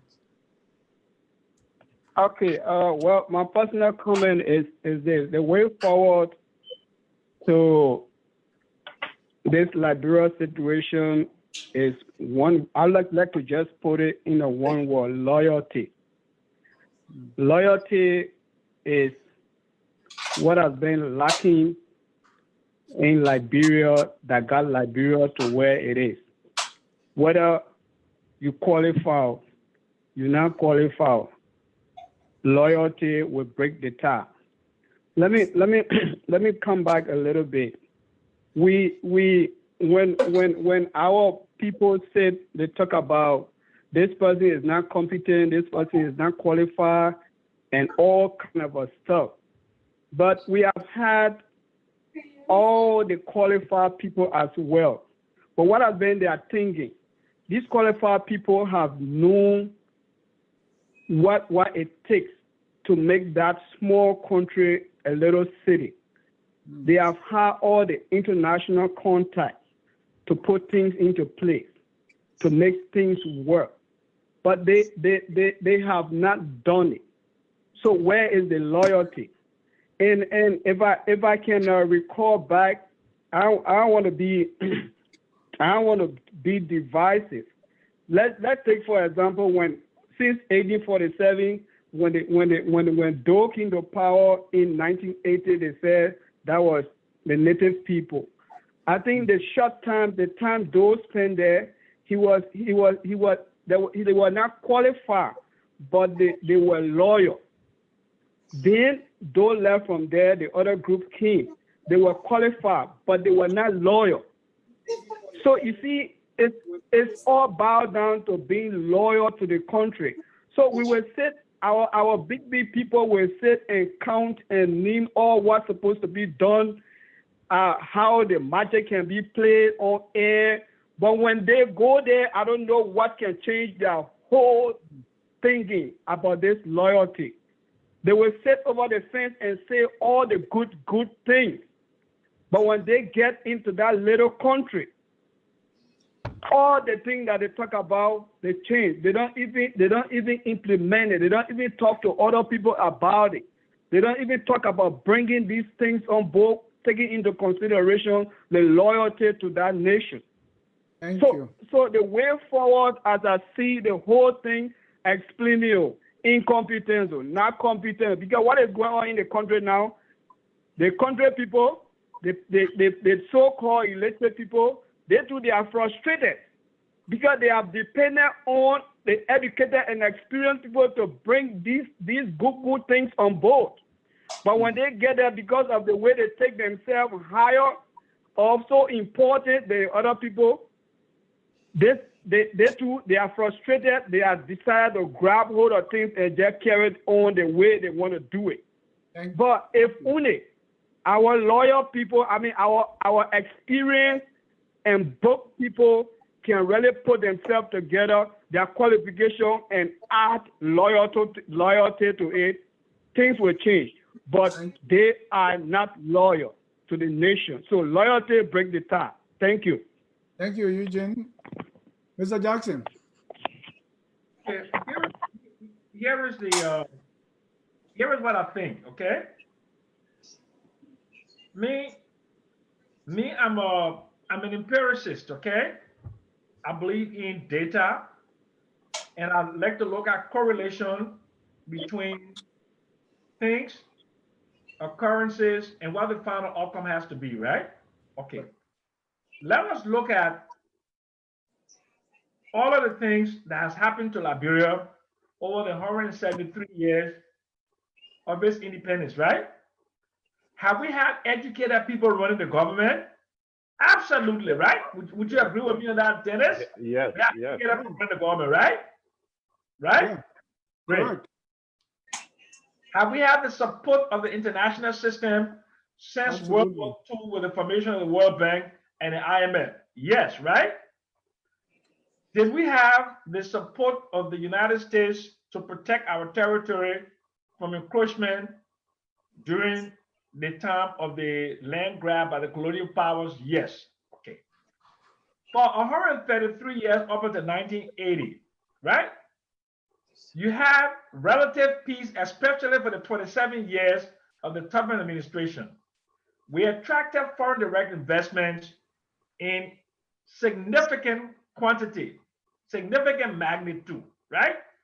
We brought in mining companies, we brought in agricultural companies, we brought in all kinds of different companies.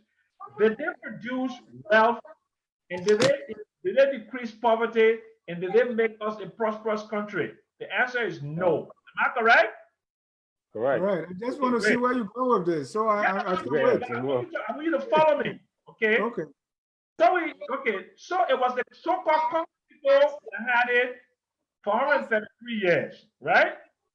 So from 1980 until now, the so-called country people have had it. Has it been any different in terms of have they created wealth and have they reduced poverty? So no, it is not country, it is not Congo. It is not educated people or competent people running the government. That's not the problem. Here is what I believe is the problem is, okay? The problem is that we start making also. Go ahead, sir. Edward, just mute your button. Thank you. Okay. So then, here is what my book. There's the decision, or rather the conclusion of my book, my last book. By the way, it's still on Amazon. It's called Rich Land, Poor Country. Okay. The thing is, a commitment is a commitment to each other to look at the collective versus the individual. Countries grow because the people work together. There is discipline, there is hard work, And the interest of the collective is more important than an individual interest. Liberia, we have a lot of big shots. We have a lot of rich people, right? But we haven't had a rich country. We haven't had a rich middle class. We haven't reduced poverty significantly. So until we conduct ourselves as a country, not as a plantation, not as a dictatorship, not as a kleptocracy, okay, or a cacastrophe, okay? None of that. Yeah. Kleptocracy. So we need something better than just putting educated people in the government, or putting country people in the government, or putting Congo people in the government. There has to be a commitment to the country. You must have pride in your country to make sure that people do not defecate on Popo Beach. Early in the morning, hundreds of people running on the beach to defecate. 50% of the people in the country defecate outside. 95% of people do not wash their hands after defecation. We don't have pipe-borne water for only 3 to 5% of the population. Only 10% of the population is on the electricity, 10% of the households on the electricity grid. In Ghana, it's 85%. 93% of Liberians adults don't have bank account. In Ghana, it's 60%. In Kenya, it's 93%. What makes them different from us? The only difference is the commitment to the collective versus the commitment. Look at your current president, George Manneh Weah. My daughter was the attorney for Miape Gono in Newton County Court, May of 2016, talking to court where he claimed indigency. He said he was poor, he had no money, he could only pay $169 a month for child support. I have all the documents, but my daughter was the lawyer for Miape Gono. What happened after January 22nd of 2018? Mr. Weah starts to build mansions. Mr. Weah starts to build 49 condos. You start to see money, $16 billion, 49% of that just evaporated during the Jovial government. $25 million taken from our reserve, to map up excess liquidity within the monetary system.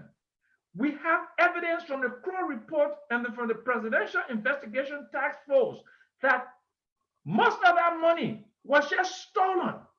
Right. That is the individual. I want to get rich. So the people who support now, let me tell you the other four. I want you to conclude on that. The people who support the leaders, they have the mentality that, oh, because he's president, he's supposed to sleep with the most beautiful women. He's supposed to eat the best food. He's supposed to wear the best clothes. He's supposed to build the biggest house. And he's supposed to have the access to best health care. When he gets sick, they fly him out. They don't resist that. They are not, there's no, what do you call it, their righteous indignation against some of that. You see the people who attack me. Mr. Jackson. The people who attack me. Mr. Jackson. George Weah. These people, they don't even live in a house with a toilet, a commode. Yeah. They haven't eaten eggs for I don't know how long. They haven't eaten cow meat. But they are very comfortable with George Weah stealing all the money, taking all our money. And because we disagree to that, Mr. Jackson. They call me cancer patient. They say they I didn't go to college. Mr. Jackson. I have to finish because this is please finish. You are going to different territory now. Just wind down. I'm telling you why we are poor. These are the big. No, it's not. No, it's how we turn it around is the question. It's a governance reason. Right. Dennis, give Mr. Jackson a chance. I'm enjoying. No, can go on forever. I'm enjoying Mr. Jackson. Yeah, it is mostly the mentality of the people that got us to where we are today. Yeah. Because the people don't demand Mr. Jackson, the question is, how do we make Liberia prosperous? But I'm not going to tell you. That's what he's saying. That's what he's saying. We have to change. We have to stop thinking that leaders, when they get to power, it's okay for them to steal with impunity. We have to stop that. We have to, for the collective. I told you, all the governments that came to power, including the ones I work for, never believed in doing something for all the people. Once you start doing something for all the people and not for yourself, like if I have a family and I have an income and I'm using my income just to buy good clothes, eat good food, and I'm not spending it on my family, what will happen? I will be exceptionally well off and there will be poverty in my family. That's what the government is. The people who lead us are our parents, and they are supposed to provide for us. Instead of providing for us, they provide for themselves. Ellen did it, Charles Taylor did it, Doe did it, Tubman did it, Tubman did it, Ginger Howard did it. They all did it.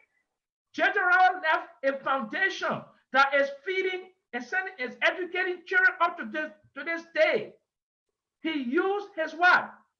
He's used his political power to gain wealth and grab all the land, all the mama point there. So when somebody say, oh, Ginger Howard did a good thing because he supported education, but who gave him the land? Where's the deed for the land? Who granted him all of the land in the most, what do you call it, Janisa, better part of town? So those are the issues. And we worship J.J. Roberts. We worship Tubman. Some people worship Doe. Some people worship Taylor. And some people worshiping George we are today. When they are undermining the development of the country. And we'll bring you back because this is very interesting. Let me bring in my last caller and then we can get your final statement for the night. Caller from 7611, last 4 digits, your name and where you calling from?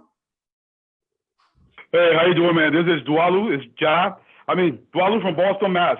Opa Dwalu. How is it there in Lowell? What's going on, man? Good. Not too bad. Everything is going great. We're very grateful for this. So listen, Pape Sienda, my Pape, that's the disclaimer I will give you. How you doing, Mr. Jones and Mr. Doe as well? Let me tell you something. You see, I can break that down in 2 seconds and how to fix it in 2 seconds. We are poor because of one primary reason in Liberia for the last 180 plus years: lack of law enforcement. That's why we are poor. People are not consequence for what they do. And the way to solve it, enforce the law. I just published an article. Can you still hear me? Hello? Yeah. Yes, sir. I just published an article called Restart Liberia and Build a New Foundation. And in that article, I try to address how we can turn this thing around. There's another paper out there called Common Sense Economics for Liberia, how we can turn this poverty around. But the underlying factor in Liberia is lack of law enforcement. That's why we are poor. There's absolutely nothing else. The big brother saying just said, listen, who gave J.J. Rara all those things? Nobody checkmated him. Nobody checks anybody. Overnight, you become a millionaire. Nobody checks you. We are poor because we have chosen to be poor in many instances.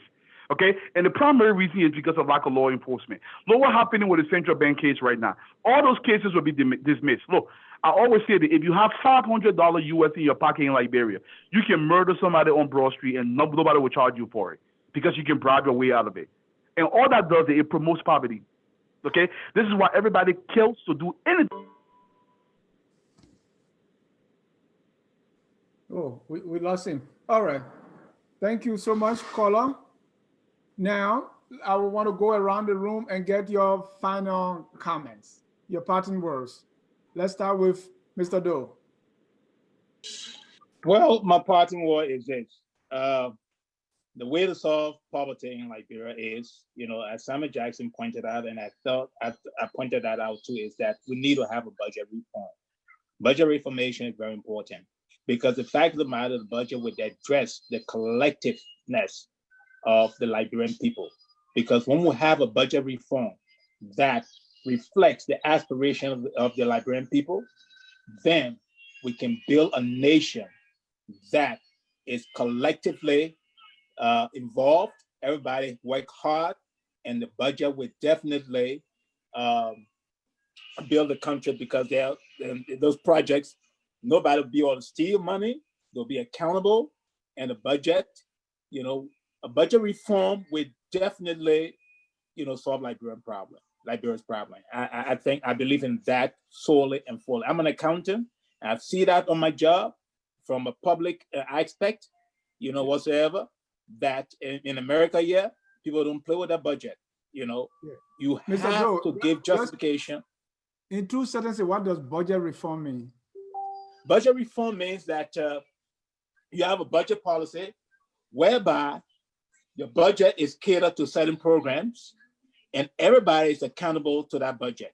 You have to give justification to that budget. If you spend $1, you have to explain to the overseer of the person that is overseeing the budget, you know, why you spend that money, you know, whatsoever.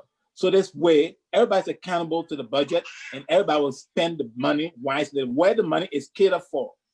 If that money is allocated for a project, it will be spent on that project. And why spending that money on that project?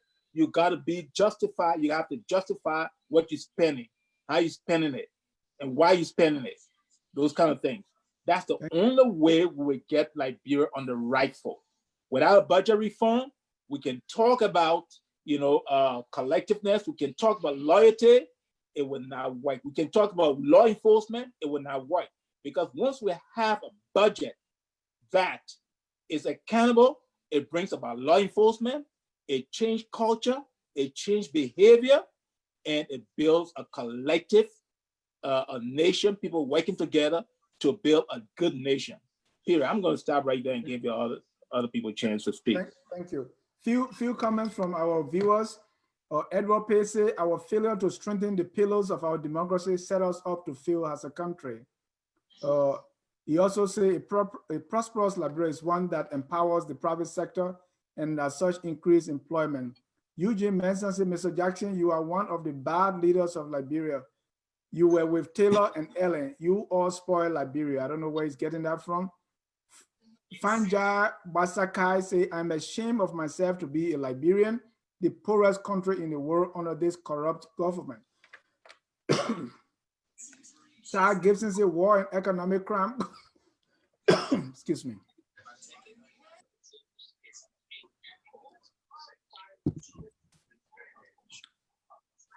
War and economic crime quote will be the stop sign. Saki White say, how can anyone, Sam Jackson, be so angry at a dead man, a dead president who died nearly 200 years ago because Joseph Jacob Roberts acquired land and bequeathed it to the needy Liberian populace? Why?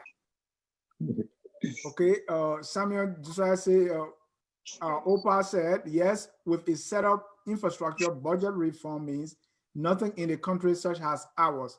Enforce the law. Let's go to Mr. Jackson for your closing comments. Well, look, I don't basically argue with people when they attack me anymore, you know, because that's like old news. It's called an ad hominem attack. If you want to argue something solid, argue with the point I made. Don't bring me into the conversation because I'm not a problem. I've only been alive for 68 years. Your country has been around for 180 years. Okay, so when I'm dead and gone, your country will be the same way because you haven't done what it takes to make a better country. A better country comes from doing the right thing. Look, let's look at the Fulahs, the Lebanese, the Indians in your country. They don't have PhDs. They don't have master's degrees. But one thing that they have that we don't have, they're honest to each other. They love each other. They spend their money with each other. And they're serious about the collective what? The collective good of their community. So they thrive. We don't thrive because here we're having a conversation here. Somebody saying, oh, Senator, you don't want to cause it. And the person will not even take the chance to look at the fact that I'm going to work for Chancellor for 1 year and 6 months, some will do for 11 months. But I cause all the problems because I work for Ellen. So when you start personalizing development and you start saying this person, this small boy from Sonny Wayne is the one that's responsible for all your problems for 173 years, you got a problem right there. You got, I mean, you don't have any cognitive ability. Your syllogism is not broad. You are incompetent mentally to deal with the issue of development. If you want to deal with the issue of development, go write your own book. Go do your own analysis. Until you do it, You are not able me. You're wasting your time. Thanks a lot. Thank you. Mr. Chuchu Jones, you have the last word. I mean, I'm not sure I can tap that, but I'll try. I know. I think Mr. Jackson used a word earlier, kleptocracy, which means it's a government where chiefly the status and the personnel gain at the expense of the country. Many people in Liberia think we have a democracy because you go to election, but in essence, we do not. We do not have a democracy. We have a kleptocracy. You can look that word up. It's a real word.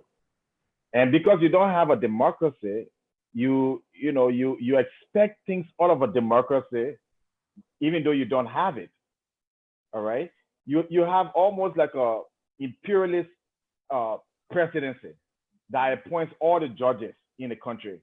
But Mr. Dwalu is saying somehow we should enforce the law. So the president appoints the the Minister of Justice, which is the prosecutor, and he appoints the judge, right? So what happens when the case is against the president? How do you have justice? You will not. So again, that Liberia's problem is not a one-prompt, simple, because it's like an elephant meat. Until people read the TRC report, they will understand, as I did, that you can't just say budget. Okay, let's assume we come up with a very fine budget today where everything is in place, right? Would that stop the problem at the gender ministry? Would that stop the problem of people not going to work on time because they know the president? Or if a person goes and gives someone a job because they have a personal relationship, as it was in the 60s, 70s, budget is not going to solve that problem. Budget will solve the fiscal problem, perhaps, but you will just become like a country like Russia. What you call Russian democracy, where people will disappear in the night and the country will do well economically. So I think it's about time that, and the lady who asked the question earlier about the data and stuff like that, I think it's about time for those who really want to seek the future of Liberia. This current system, we need to trash it. Ghana trashed the current system. Okay, they put the stronger people on posts, and they got rid of corrupt people. And Jerry Rawlings, over 10 years, they built a democracy. All right. Well, Rwanda did the same thing. Not suggesting that we kill people. I'm for. I think corruption should be a felony. People who steal, they should be hung. They should be tried hung as one of the reforms. So Germany was the same way like Liberia in the 30s, in the 40s. It was corrupt. The Nazi government, they did whatever they wanted to do. They controlled the press until Germany was reformed. Until they changed their whole system. Today, Germany is the best country in Europe, arguably one of the top democracies in the world. They didn't just come because they went and changed one aspect of government, or one. You have to change the judiciary system in Liberia. You have to change the central banking laws in Liberia. You have to reform the entire, and that's what Liberians don't want to do. They want this quick. Let me find another, let me replace this devil or this angel with another person. Until we go through that process, we are wasting our time because everywhere there was no reform. China, they had a cultural revolution. But okay? Alex, reform changed behavior though. So budget reform is very important. It helps to change behavior. That's one minuscule area of the complexity of the problem in Liberia. It does not change the judicial system. Yeah. But if you have a budget reform, Alex, you're changing behavior. You're changing behavior. You're changing behavior in terms of accountability. You're changing behavior in terms of law enforcement. So there are many aspects of the budget reform that can change behavior. All right. I disagree that Mr. Jones, let us not renew it. Just conclude so that we can close the broadcast with Ben there. Right. I'm sure we'll come. We should continue. First of all, I want to thank Focus on Africa, Focus on Liberia, for hosting these kinds of discussions away from the politics, for us to talk about budgets and talk about, reform and HDI and all these things. The more we start to educate our people, that it's just not about going to the ballot box or taking a back arrest from someone, that there are other factors in society in terms of education, in terms of reform, budget, as you just really said, that the more our population will get to understand. And unfortunately, we don't do that. We sing praises and so or the next election, you see all the people out. But none of these people, after the election, will ever come and sit down and say, let's talk about women violence. Let's talk about kids. So that's what we're trying to do at the movement to make Liberia better in collaboration with people like you and the rest of. And Sam and so thank you very much for being here tonight. And we are inviting all three of you tomorrow on the FOL Marketplace at 3 o'clock. That's the place we discuss business, finance, economics, and everything pertaining to money. So come back, let's continue the discussion around money. The Bible says money answers everything. So we're going to use money. Thank you guys for your time tonight. I think it was a very healthy discussion. We want to thank all our contributors, all our viewers from across the globe. We got people calling from Australia today and other parts of the world. I say thank you so much for your time. Tomorrow we're going to have a show at 3 o'clock. No, first at 10 o'clock. The head of LIPA will be discussing decentralization. First thing in the morning at 10. Then at 3, the FOL Marketplace will be on. At 7, we're going to be hosting Dr. Bala Kima, who has some prognosis for the country and how he thinks we can move the country forward. All that right here on Focus on Liberia. Again, gentlemen. Hey, Dennis, before you shut the show, can we have phase 2 to this, please? This is an interesting topic. Yeah. I concur. Absolutely. All right, phase 2. We'll take that offline and let you know. All right. But thank you so much. And thanks to our viewers. All right. Thank you, everybody. All right. Thank you. Too. Yeah,